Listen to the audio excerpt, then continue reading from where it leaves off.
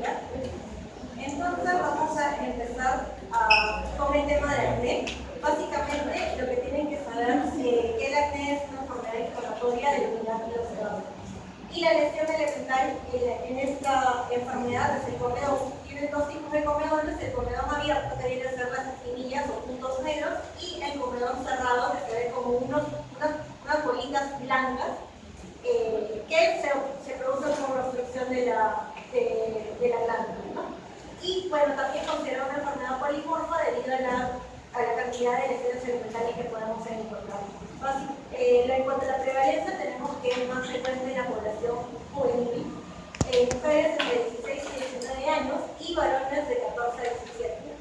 Tienen que saber también que hay un acné que se denomina de la mujer adulta, que ocurre cuando las lesiones de acné persisten o aparecen por primera vez, puede ser cualquiera de los dos, después de los 25 años.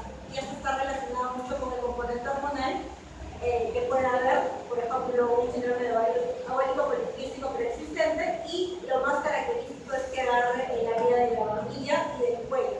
Y este acné es mucho más difícil de tratar que el de los adolescentes. Puede persistir hasta los 40 años, esto lo están poniendo para hacer referencia a este acné de la mujer adulta. Es una enfermedad de etiología polifactorial en la cual van a intervenir componente ambiental, componente hormonal, emocional, alimentario y ideológico. Algo que les van a preguntar mucho es el tema de los alimentos. Siempre les van a decir qué puede y qué no puede comer mi hijo en caso de que presente un acné. Entonces, lo único que está probado es que tiene relación con los lácteos y con el consumo excesivo de carbohidratos y azúcares procesados. Entonces, a sus pacientes les tienen que decir eso. No necesariamente eliminen completamente, pero bajen el consumo de lácteos y de azúcares procesados. Bueno, en cuanto a lo que viene a ser la patogenia, estos son los 4 mecanismos que están involucrados en la aparición de esta enfermedad. Una alteración de la producción de sebo por la glándula sebácea, alteración del proceso de queratinización, proliferación del Coccinobacterium acnes, también conocido como Coccinobacterium, y la inflamación. El único medicamento que va a actuar sobre estas 4 fases esos 4 procesos patogénicos del acné van a ser los retinoides orales. Y por eso es que ahora van a ver que hay mucha tendencia a anunciarlos, aunque no necesariamente estén indicados, ¿no? Es decir, el uso de isotretinoides, que probablemente han escuchado. ¿Qué medicamento dice? Retinoides orales, retinoides orales, isotretinoides. Isotretinoína y retinoles orales. O sea, retinoides orales es la clase de medicamentos. Dentro del el más usado en acné es la isotretinoína. Y bueno, esto es básicamente para explicar lo que son las lesiones que se producen en los microcomedones, los comedones.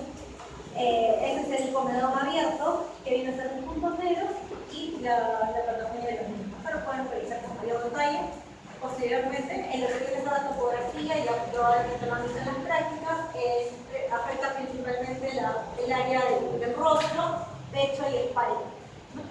Que son las áreas seborreicas, que es una evaluación, rostro, espalda, región circuntorácica, ¿no? Polimorfo, porque hay muchas lesiones que van a encontrar. Si es que quieren hacerlo de forma simple, la clasificación de las lesiones que pueden encontrar en el acné lo pueden diferenciar en 2. Y esto va a tener repercusión en el tratamiento. Lesiones no inflamatorias, dentro de las cuales están los comedones, que como hemos dicho, abiertos o cerrados, o las lesiones inflamatorias. Dentro de las lesiones inflamatorias es que ahí tenemos a las pápulas, a las pústulas, y las que son las más complicadas, que vienen a ser ya los nódulos, quistes y abscesos. Inicialmente la isotretinoína o los retinoides orales estaban reservados para estos casos de acné severo, ¿no? Para se presentaban estas lesiones profundas. Sin embargo, ahora se está dando como una indicación aceptable el haber recibido tratamientos sistémicos con tetraciquinas y haber fracasado como una indicación para el inicio de isotretinoína.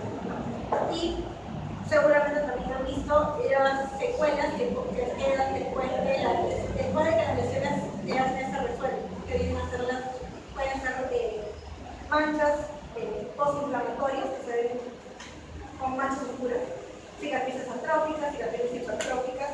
incluso keroidianos, ¿no?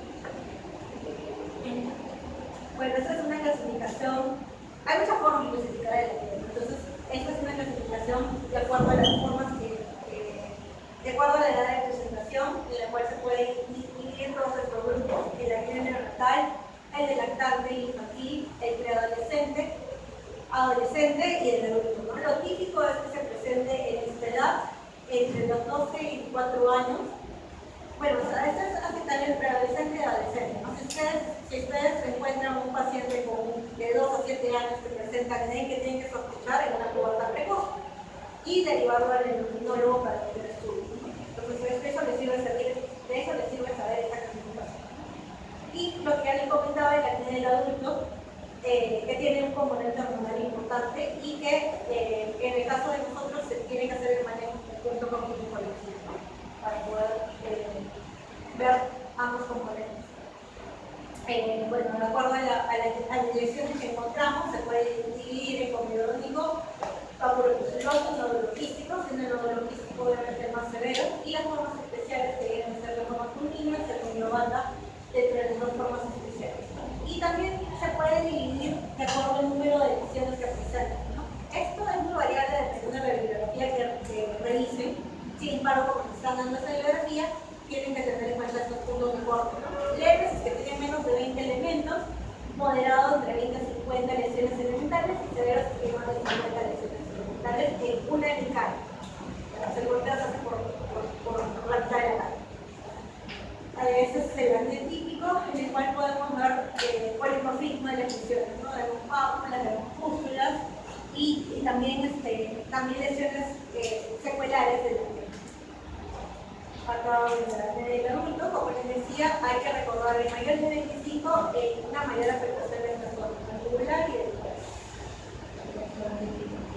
pápulo musculoso, les he puesto ejemplos. El nódulo quístico severo, en estos casos sí o sí tienen que darle tratamiento con isotretinoína, ¿no?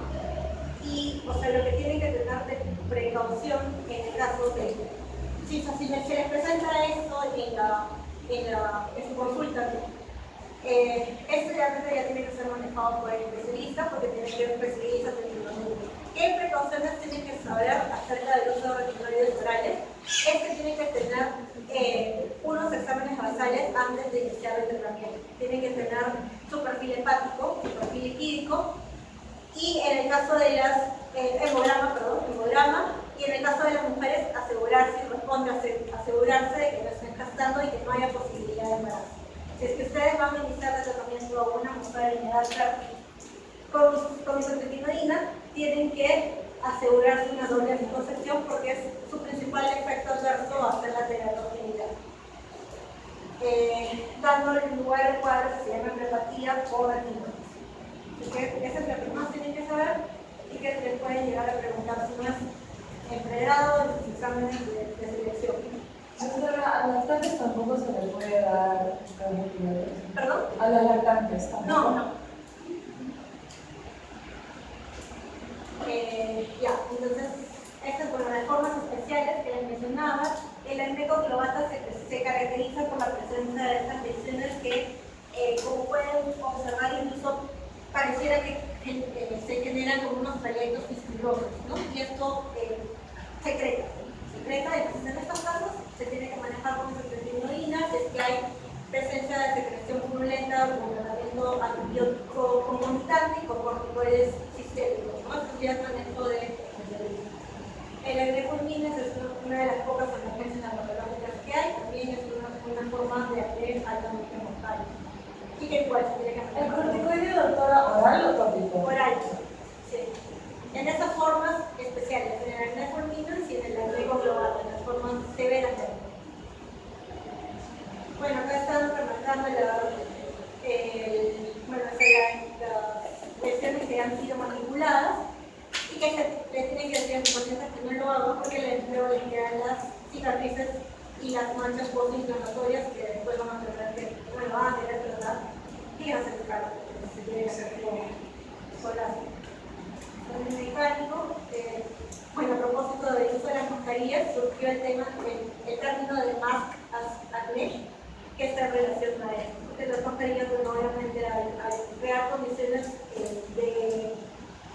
aumentar, o sea, como crear un microambiente propicio para el acné, hizo que haya muchos brotes del mismo durante la época de la piel. El diagnóstico diferencial básicamente se basa en erupciones acneiformes, rosáceas, foliculitis, dermatitis seborreica y dermatitis biliar. Lo que ustedes tienen que aprender a diferenciar es rosácea de acné y no existe el término de acné rosácea, pero sí un paciente puede tener acné y rosácea. Eso es algo que tienen que saber, básicamente. ¿Qué piña tienes que hacer para tener los dos a la vez? Sí, qué piña. Pero bueno, sí pasa bastante frecuente, pero no existe una fusión de los dos. Puede ser que coexistan en un paciente, pero no lo van a hacer. O sea, no es que sea una sola entidad. La única diferencia serían las características. O sea, para hablar de acné tienes que encontrar comedores.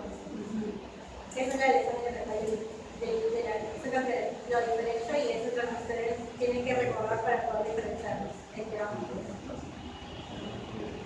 Y bueno, o sea, la que viene a ser la rosácea también lo desencadenante, ¿no? El hecho de que te tienen que preguntar, ¿usted se pone rojo cuando se pone el sol, cuando toma bebidas calientes, cuando come picantes, cuando toma licor, cuando está en ambientes muy cerrados, muy calientes, se pone rojo? Entonces eso es el inicio de la rosácea porque está relacionado con la actividad de la masita.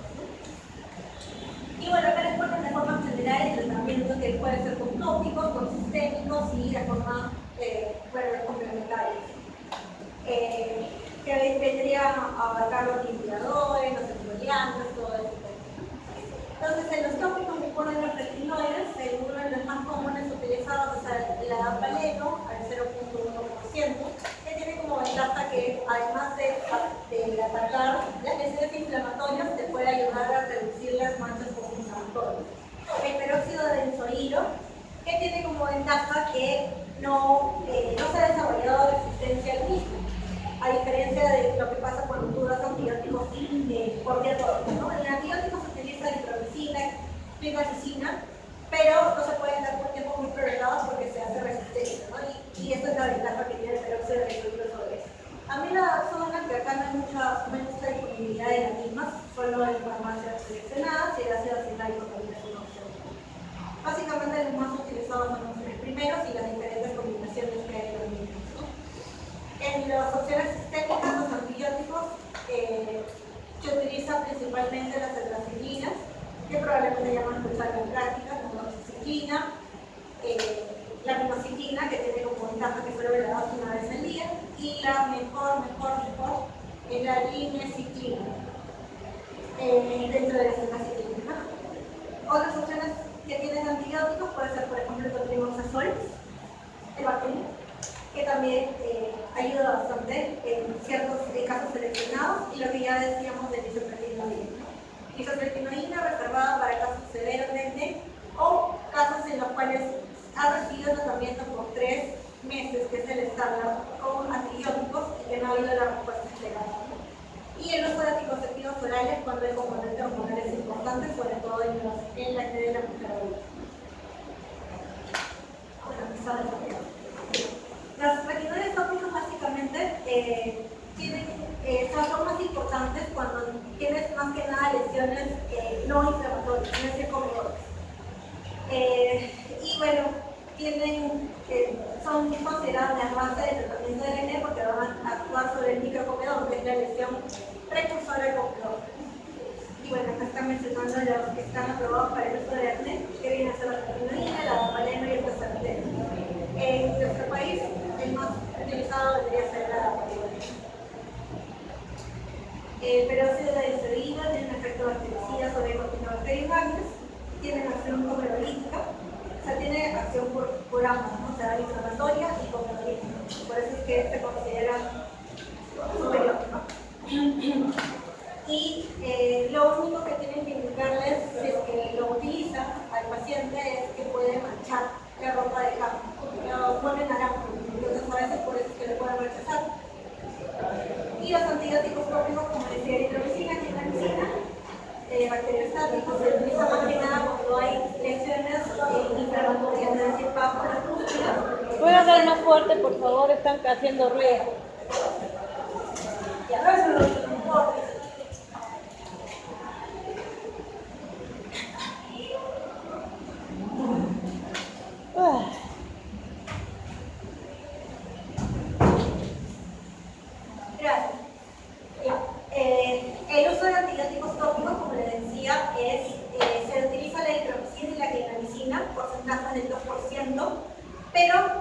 tienen como desventaja que no se debe utilizar hormonoterapia, que es un error frecuente que se encuentra, porque desarrolla resistencia. Entonces, por ejemplo, una opción muy buena es combinar clindamicina con peróxido de benzoílo. Como les dije, tiene la ventaja de no desarrollar resistencia. Con peróxido de Benzoílo. ¿Benzoílo? Tiene acá, peróxido de benzoílo. Ajá. Lo combinas con clindamicina o con eritromicina y lo puedes utilizar cuando tu acné es más que nada inflamatorio. Cuando tienes pápulas, pústulas predominantemente y que no son muchas, ¿no? El ácido acilárico tiene efectos coagulíticos, antiinflamatorios, se da por todos lados y tiene como ventaja el que tiene una acción despigmentante, ¿no? Entonces podría ayudarte en un paciente que tiene acné y, más importantemente, secuelas de acné postinflamatorias, ¿no? La dapsona es principalmente antiinflamatoria y aparentemente también tiene un efecto antibacteriano. Se puede utilizar sobre todo en las formas papulopustulosas leves y en el caso de las mujeres adultas, ¿no?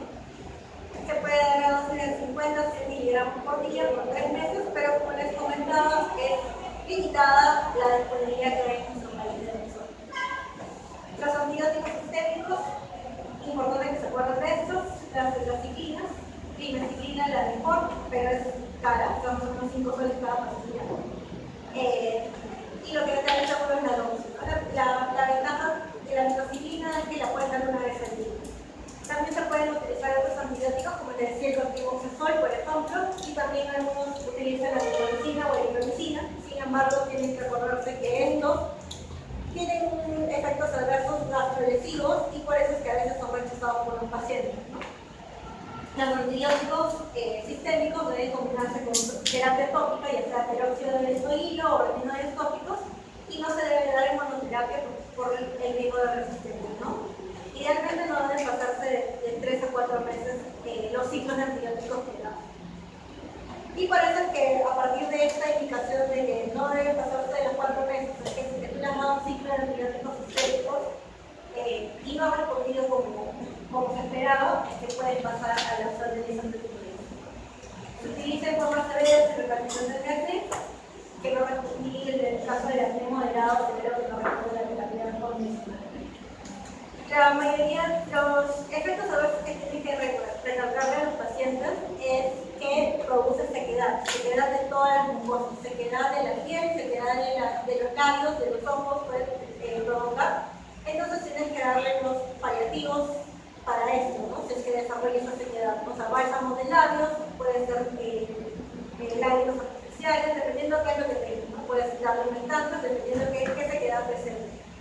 Porque eso puede ser motivo de abandono del tratamiento y en algunos casos se puede presentar una especie de reacción paradójica cuando inicia la isotretinoína, provocándose un empeoramiento temporal del acné que dura solo 2 semanas, pero que tienes que advertirle al paciente para que no se asuste y no abandone el tratamiento. ¿Cuál sería la patología de la isotretinoína? ¿Qué? Esto es muy variable según la bibliografía que realizas. Te recomendaría que no se complique porque no les van a preguntar, pero inicialmente, o sea, se dice que la dosis es 0.5 a 1 miligramo por kilo de peso.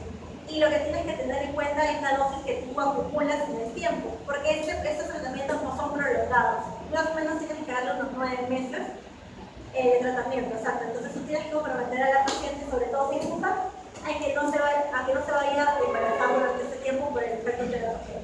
¿Ya? Es prolongado. O sea, puede ser peligroso para el bebé. Sí, esa es la creencia, es la principal que tiene que advertir. ¿Ya? Entonces, después de que incluso termina el tratamiento, tienen que esperar unos 3 meses, según y alguna bibliografía, 3 meses tienen que esperar para recién pensar en quedar embarazada. ¿Ya? Entonces, sí, esa es la dosis. Y de forma práctica probablemente vamos a ver en los hospitales en los que roten que la mayoría de los pacientes utilizan dosis bajas, de 10 a 20 miligramos por día. ¿Quién diría que esa pastilla terminaría siendo útil para el acné, no? Sí. Y entonces, la mayoría de asistentes que van a ver que los dice esa dosis, ¿no? De 10 o 20 miligramos al día. Doctor, Y los vamos reevaluando al día. espera, una consulta. ¿Y la dosis entre 10 a 20, por ejemplo, si al paciente se le da 20, ¿se le mantiene la dosis en los 9 meses o va a Tienes que ir variar? a la respuesta. Porque realmente, o sea, bueno, si es que tú te guías teóricamente, tienes que guiarte de la dosis acumulada que vas calculando, ¿no? Yo la verdad que solo he visto a un asistente que hace con la dosis acumulada. La mayoría lo maneja ya por tema de experiencia, como jugando con la dosis de 20, que ve que no hay respuesta, le van subiendo progresivamente, ¿no? Y si hay respuesta, la mantiene. Ajá, exacto. Y como te digo, ese tratamiento de 6 a 9 meses es prolongado, ¿no? Que y bueno, en cuanto viene el tratamiento hormonal, bueno, eso tiene que ver, corroborar que haya un componente hormonal y es más que nada en mujeres adultas que se da en los antiandrógenos, como pueden ser la pseudoestradiol, básicamente, y el acetato de cicloterona que también se da. Estos son dispositivos orales, básicamente. Ya, entonces con eso terminamos acné. Hacemos así y ahí dejo para las preguntas, ¿ya? Ya, entonces, la rosácea es otra de las enfermedades inflamatorias muy frecuentes que dan a ver en traumatología. Es una enfermedad crónica y que tiene que explicarle al paciente que básicamente ustedes necesitan llevar a dar tratamiento para calmar la rosácea y lo más importante y el pilar del tratamiento va a ser que ellos mantengan una fotoprotección adecuada, es decir, un uso de bloqueador adecuado y constante y evitar los desencadenantes, ¿no? Acá, además de afectarse el complejo pilosebáceo, va a haber una alteración de los vasos sanguíneos. La prevalencia es variable dependiendo de la curación de sus estudios, pero puede ser más o menos entre 5 a 10%. Se dice que es más que nada de mujeres en la edad media de la vida, ¿no? Entre 30 a 40 años se considera la población más afectada y es más frecuente en la raza caucásica. ¿Y por qué aquí hay una mestizaje bien raro? Porque en el consultorio de la doctora de dermato que estamos, he visto gente con rosácea que no es precisamente de origen caucásico. Sí, pasa que la mayoría de bibliografía que hay es extranjera, entonces estos estudios se hacen como la nación caucásica, así por eso es que dicen que hay una mayor prevalencia ahí, pero nosotros sí, pues somos una raza mestiza y sí se ve Demasiado mezcla. sí, ajá. Y bueno, no se cumple tanto esto de los 30, 40 años, o sea, eso es lo que tienen que saber para el examen, me van a preguntar. Pero, sí, yo he visto jovencitas acá en Perú con rosácea. Exacto, sí, puede empezar en la adolescencia, la edad más temprana que yo he visto es 8 años. ¡Auch! Y entonces, en la etiología vemos que es multifactorial, lo que predomina es el componente vascular. También hay teorías que postulan que habría una alteración gastrointestinales. Se ha intentado vincular con la infección por el Helicobacter pylori, es una de las teorías, ¿no? También hay una degeneración de la matriz dérmica, actividad microbiana, bueno, el factor de la fotoexposición, la exposición a agentes químicos y alimentos, como ya hemos comentado, ¿no? Los alimentos que deben restringir a los pacientes, alcohol, cáncer y los que tienen una temperatura muy elevada, ¿no? Y también está en relación con defectos en la barrera epidérmica. Estos son los factores desencadenantes que es los que tienen que recordar ustedes y para poder decirle a sus pacientes que los eviten, porque si no, de nada va a salir el tratamiento que ustedes vayan a dar. En cuanto a la clínica, tenemos unos signos primarios y unos signos secundarios. Entre los primarios vamos a tener el reconocimiento facial transitorio o puede ser permanente, la presencia de tenestictación, ápulas y pústulas. Y dentro de los signos secundarios vemos lo que es erosis, la presencia de escamas, edemas, placas, pueden haber también, hiperplasia fibrosa glandular, que seguramente ya han revisado las famosas signos, y que es de gran preocupación para los pacientes, pensando que todo va a terminar en eso, aunque eso no es así. El compromiso ocular es otra cosa que tienen que recordar, y cuando ven un paciente con rosácea superior, le una evaluación por oftalmología para descartarlo, y otras lesiones extrafaciales. Entre los síntomas, lo más frecuente es que reporten, es prurito, ardor y también deseosis, ¿no? Esto también es muy frecuente, que presenten intolerancia a los diferentes productos químicos, ¿no? La piel, bueno, una paciente con rosácea va a tener mucha dificultad para poder encontrar su fotoprotector ideal, porque muchas reaccionan al bloqueador y también problemas con el maquillaje, ¿no? Porque al ser piel sensible pueden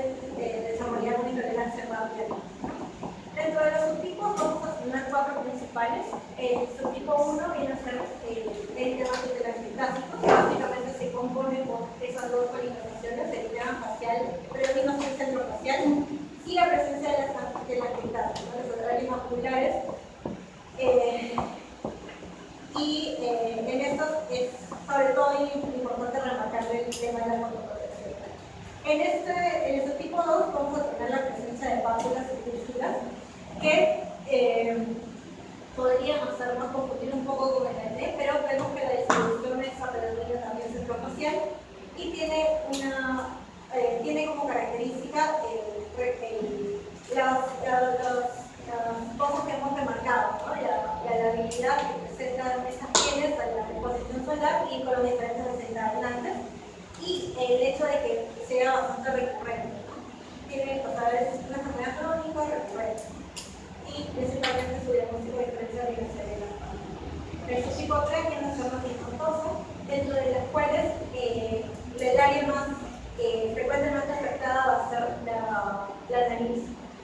Y este tipo en particular se va a observar más que nada en varones. Creo que algunos abuelitos tienen eso. Sí, sí. Y bueno, el último subtipo viene a ser el ocular, que como mencionan aquí es diagnosticado, pero que afecta a un importante porcentaje de pacientes, por lo cual ustedes al detectar el hipocorsacia tenían que recomendarle que pase una evaluación por esta operación. Y puede haber una rosácea ocular que es lesiones cutáneas, que es infrecuente, pero sí puede pasar, ¿no? Y dentro de los signos que se presentan en la rosácea ocular vamos a ver como rojo, lagrimeo y sensación de cuerpo total como característica. Y bueno, estas son una especie de clasificación según grado de severidad, como pueden observar ahí, y algunas formas especiales, ¿no? Como la rosácea infantil, en la cual hay una historia familiar de rosácea también. Está vinculada con el uso de corticoides inhalados, y la forma de presentación más frecuente es la papulosidad en esta forma infantil. Más FTC, que es Más frecuente. Esto no, más frecuente. Papulopustular, o sea, el subtipo papulopustular es el más frecuente. También, bueno, se la rosácea determinada facial, porque decíamos que el compromiso centrofacial es lo más característico, ¿no? Pero podemos tener pacientes en los cuales hay compromiso del cuello, tórax y también incluso dorso, ¿no? Según la bibliografía, es más frecuente en varones y afecta a los varones de quinta, sexta década, en la quinta, sexta década de la vida.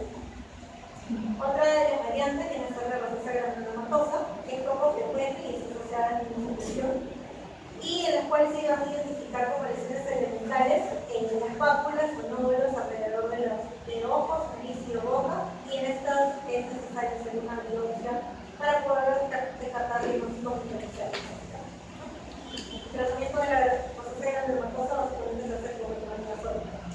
El diagnóstico diferencial es extenso, dentro de los cuales ustedes tienen que recordar básicamente es el acné, la artritis seborreica por su frecuencia, y el lupus total, el lupus agudo. En cuanto al tratamiento, hay diferentes objetivos que se tienen que trazar y tratar de entenderlos. Básicamente, aliviar los síntomas, evitar o tratar de prevenir el desarrollo de formas más graves, evitar los desencadenantes de los mismos y cuidado de la piel, ¿no? Básicamente con los fotoprotectores para piel sensible. Evitar los desencadenantes. Bueno, se recomienda uso de cintas, aunque no a veces no están siempre el acceso del público, y el uso diario de protector solar.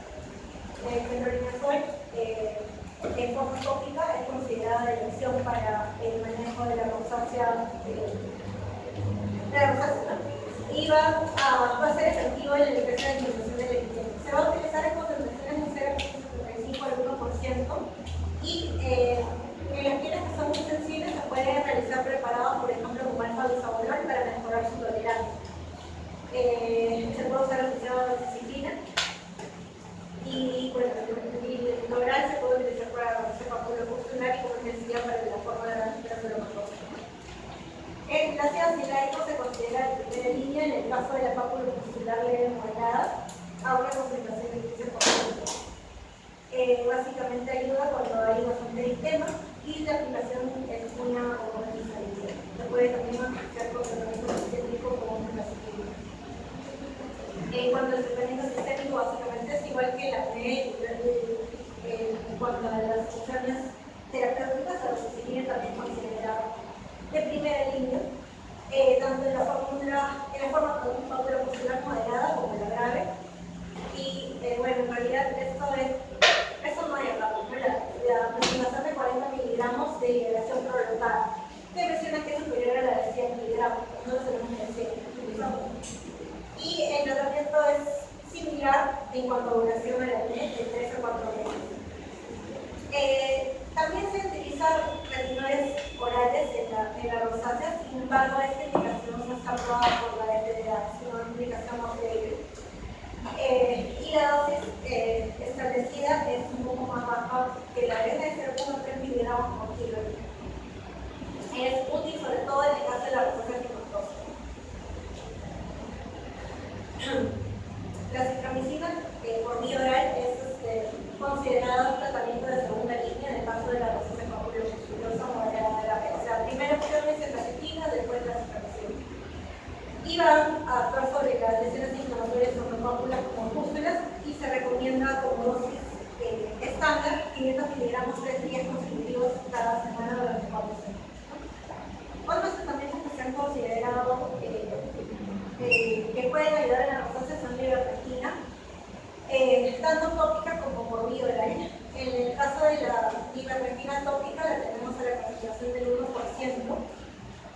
Idealmente técnicas en las noches y ayuda a los pacientes que requieren mucho fluido. Tanto la ivermectina por vía oral la pueden dar para tratar la sobrepoblación de Demodex y la dan a la misma dosis, una gota por kilo de peso y la repiten a la semana. Otras opciones de tratamiento que se han planteado son el uso de carbapenemas y de antibióticos tópicos, clindamicina y eritromicina. También, bueno, ahora dentro de las opciones de tratamiento de láser está el uso de la luz pulsar intensa y el láser por el láser pulsado. Y en el caso de la rinofima, tienes dos opciones: utilizar cirugía, electrovaporización y dentro de las opciones más paliativas y el uso de láser CO2. Y eso sería todo. Chicos, ¿alguien tiene una pregunta? Dijo que para esto del rechazo de la rinofina, que si lo rechazas se usa, ¿cuál es? O sea, la rinofina se puede, también se puede indicar isotretinoína en estos casos, y ya cuando está muy pronunciada ya se utilizan tratamientos quirúrgicos. Puede ser como electrovaporización, o cirugía o láser. Sí.